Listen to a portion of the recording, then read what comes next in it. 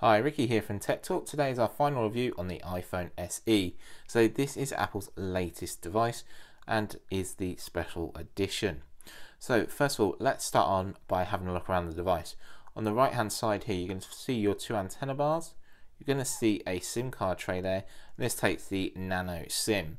At the top here, you're going to see that gold inlay power button.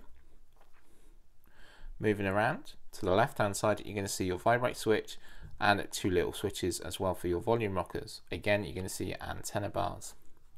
So moving down to the bottom, you're going to see your speaker grill, microphone, 3.5 jack and your lightning charger. So this phone still has a 3.5 headphone jack. This might be disappearing in the iPhone 7.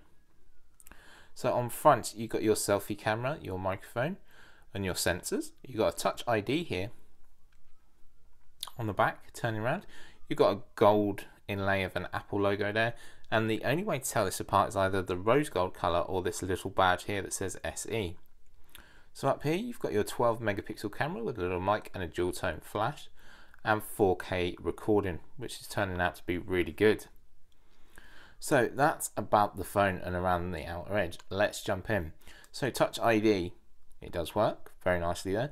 It is the first generation, so it's not the latest one that's on the iPhone 6s and 6s Plus. So I have done a comparison. So Apple released this device in 4 different colors. We've got the gold and white, you've got the rose gold and white, you've got the silver and white, and you've got the space gray, which comes in the black form on the front here.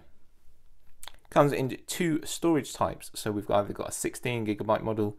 Me personally, I would always go for the higher version, because 16GB is taken up very quickly.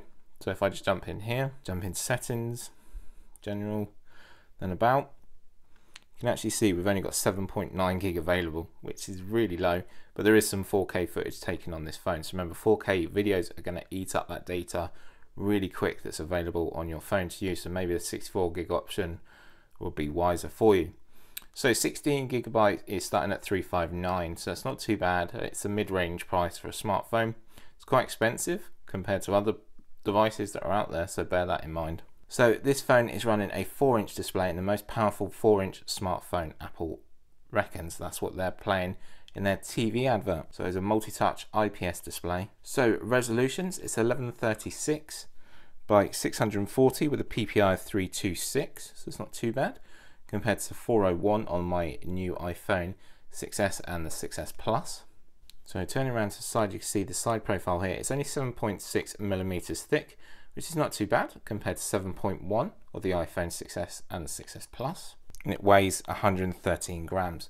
It does have a nice, when I first picked it up I thought it was ever so light, but now it's got a bit of a weight to it. Still doesn't feel quite as premium as some of their other phones, which it's hard to explain actually, but you need to actually feel it to understand what I'm on about. It does feel a little bit sort of tinny in a way. So this is running an A9 chip and an M9 co-processor chip as well. So running the same chips as the iPhone 6s and 6s Plus again. 64-bit architecture, which means the night shift is on here because a lot of people was having issues. So you can either schedule it or set it to go straight away. So we go, night shift is on there thanks to iOS 9.3. So with them chips, NFC is in the back and Apple Pay is available for this device, so you can add your cards and pay with your phone, which is great. I've used it quite a bit now here in the UK. So it's a 4G phone, so we've got the latest 4G and LTE bands on this. Wi-Fi is 802.11, A, B, G, N, and the new AC. So fast Wi-Fi, which I've shown in my speed test. Bluetooth version 4.2. So going around to the camera at the back here, it's a 12 megapixel iSight camera with an ultra pixel of 1.22, an aperture of f2.2, and live photos are on here, but there is no 3D touch. You have to do a long press. So 4K is available at 30 frames per second and 60 frames per second in 1080p. So a panorama picture can be taken up to 63 megapixels. Burst mode, time mode, photo, geotagging is all available, slow-mo as well, time lapse, so 4K recording. So 4K is available in this handset, which is really good for the price of it. The resolution of the 4K is 3840 by 2160 at 30 frames per second.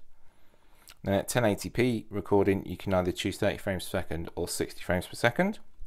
Got True Tone flash on the back. Slow motion is available at 120 frames per second at 1080p, and at 720p you're going to get 240 frames per second.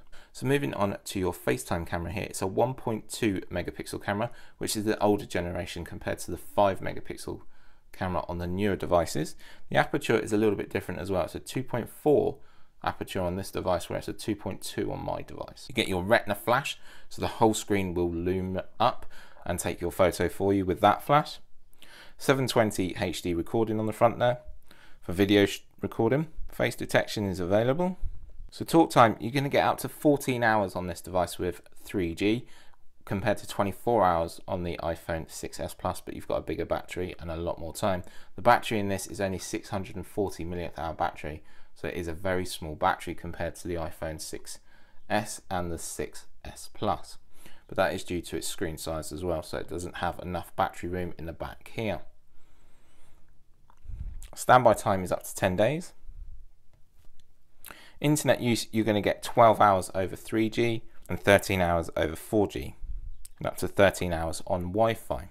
So this phone does take the nano SIM, which is the smallest of the small SIM cards, which I have done a video how to set up and insert your SIM card, so please go and check that out.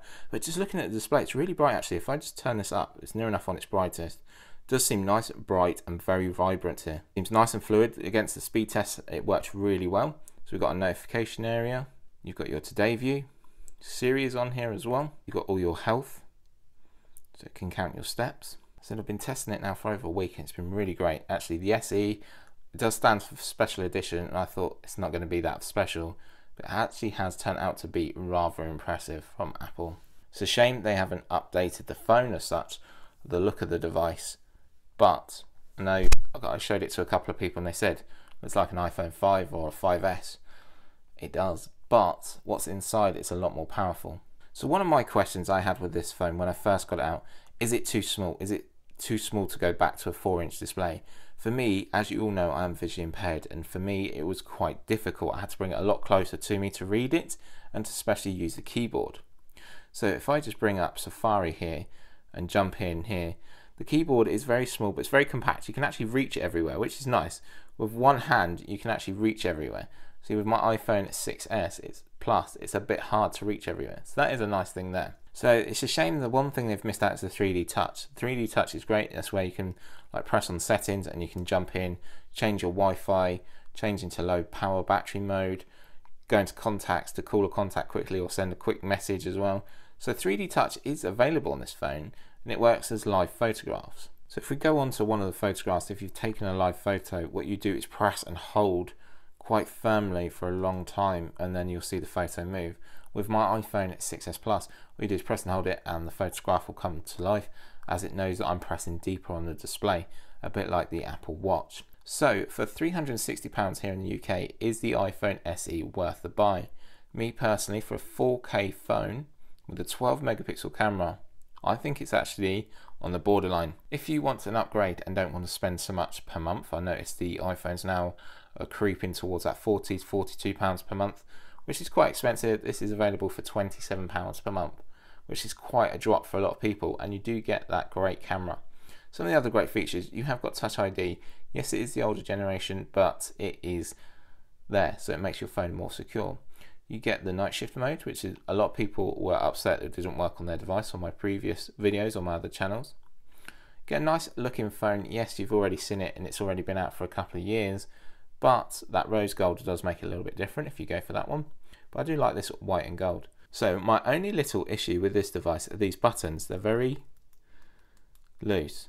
I hope you can hear this. I'm just going to bring it up to my mic. So they don't fit as flush compared to the iPhone 6s and the 6s Plus, but this is due to the build of this device. So let me know what you think. If you're getting this phone, let me know. Let me know what you think if you've been testing it as well. It's a great phone. It's been working out really surprising, and I am shocked. That special edition badge there does stand out for something special. It does have some special features in it. If you're in your mid-cycle, I'd say wait now for the iPhone 7. If you want a cheaper contract, jump for this one. Or for a child, it's a little bit cheaper. Make sure you get insurance on it though. And let me know what you think down below.